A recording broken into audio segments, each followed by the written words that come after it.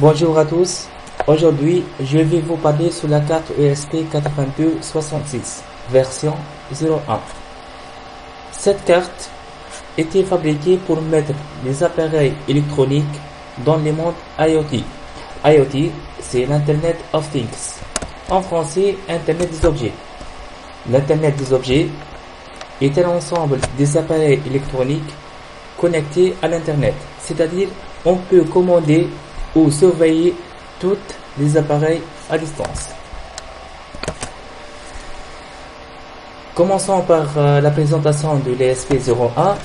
Pour les gens qui connaissent la carte Arduino, donc pour mettre l'IoT avec l'Arduino, il faut utiliser un de ces cartes. Nous avons trois cartes, la carte Ethernet Child ou la carte Node MCU ou la carte ESP01. Concernant la carte Ethernet Child, cette carte assemblée avec l'Arduino, mais cette carte c'est un peu cher. Ça coûte environ 45 dinars. Ici, la carte Node MCU, on peut le relier avec l'Arduino, mais aussi on peut faire des projets sans utiliser la carte Arduino. Ça coûte 26 dinars. Maintenant, pour la carte ESP01, c'est le moins cher et le plus reconnu pour faire des petits projets avec l'IoT. Ça coûte 16 dinars.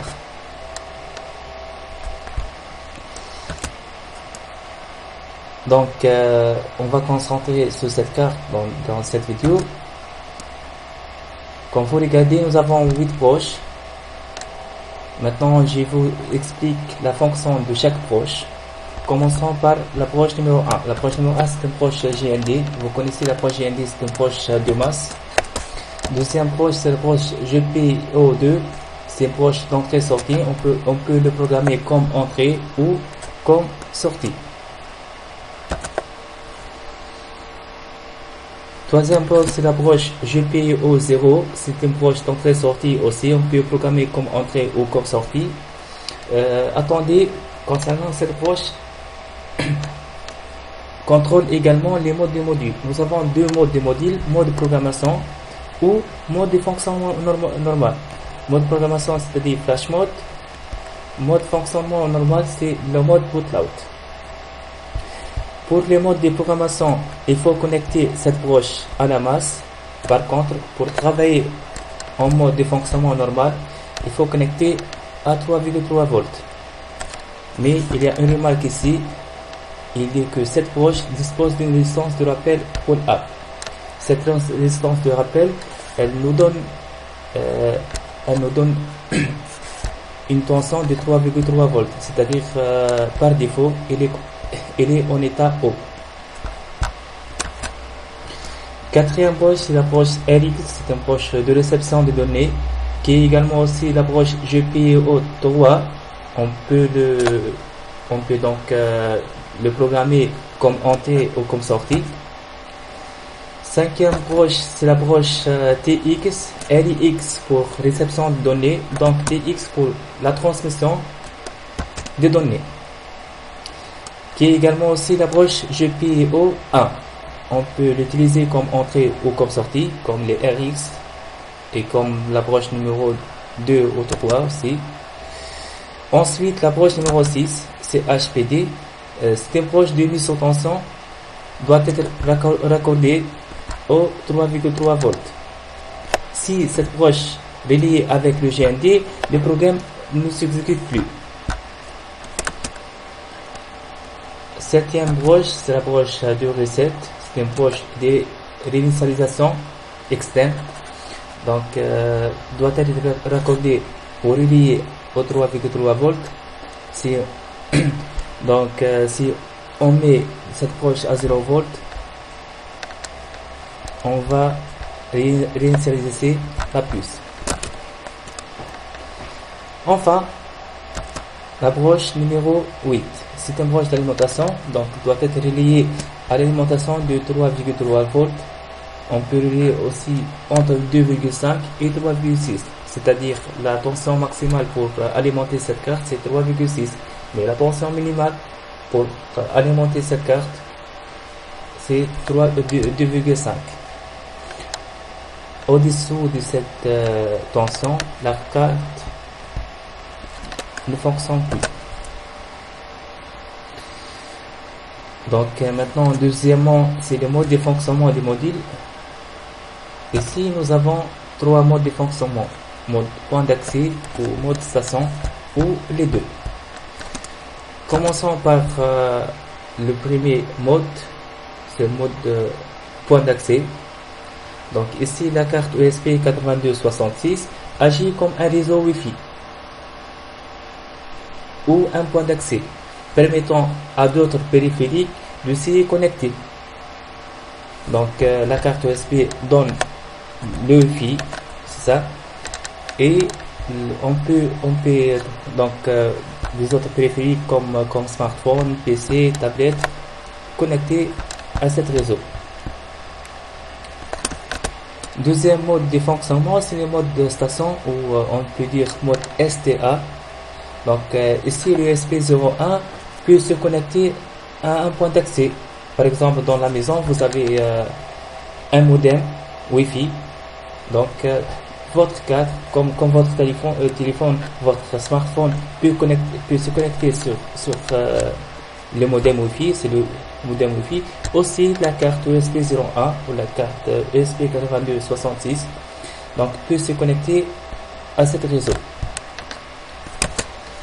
Dernier mode, c'est le mode AP et STA, c'est-à-dire donc dans ces modes agit à la fois comme un AP, comme point d'accès, et comme une station aussi. Passons maintenant à la troisième partie, c'est l'USB 01 ou l'USB 01S. Quelle est la différence entre les deux? Donc, les différences entre les deux versions USB 01 et l'USB 01S sont: dans l'USB 01, on trouve un PCB bleu. Par contre, dans l'USB 01S, on trouve un PCB noir. Ici, on trouve une mémoire flash de 512 KB. Par contre, ici, on trouve une mémoire flash aussi, mais avec une mémoire de 1 MB. L'USB 01 a une LED d'alimentation rouge. L'USB 01 pas de LED d'alimentation. Dans le 2, on trouve ici on trouve une LED bleue sur la broche TX. Par contre, ici on trouve LED bleu, c'est pas dans la broche de TX, dans la broche GPIO2. Donc le signal meilleur se trouve dans les SP 01S. Ici le 01S plus rapide que le SP01. Regardez ici, on trouve 115-200. Par contre ici on trouve 9600. C'est le plus rapide, le SP01. Donc passons maintenant à la dernière partie, c'est la programmation ESP 8266.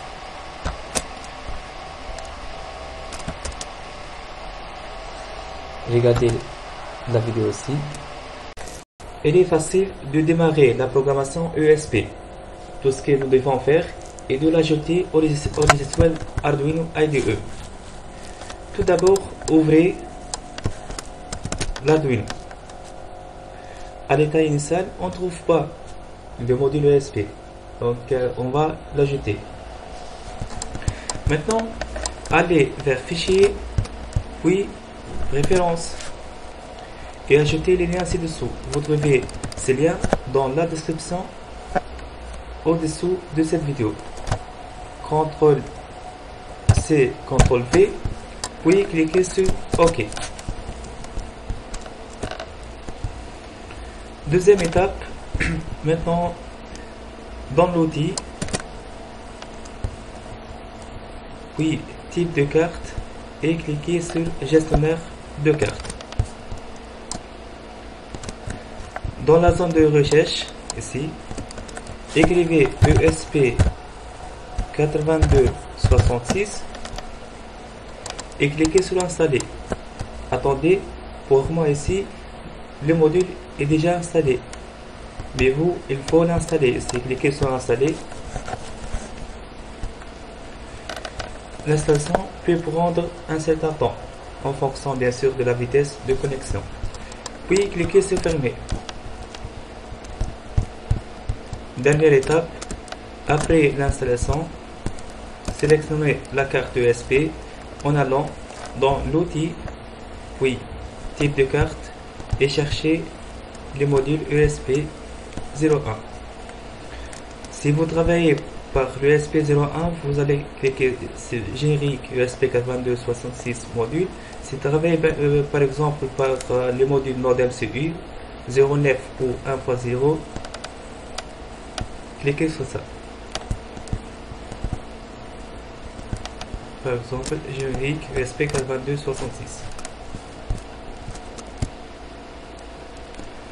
Maintenant, tout est terminé et nous pouvons commencer notre programmation USB 8266.